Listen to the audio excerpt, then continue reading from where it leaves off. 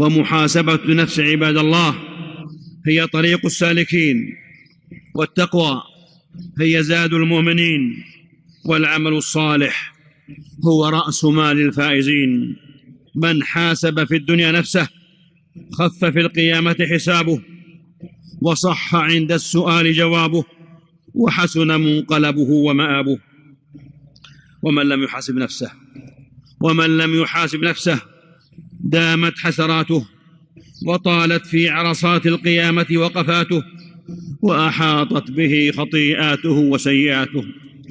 يومئذ يصدر الناس أشتاتا ليروا أعمالهم، فمن يعمل مثقال ذرة خيرا يره، ومن يعمل مثقال ذرة شرا يره.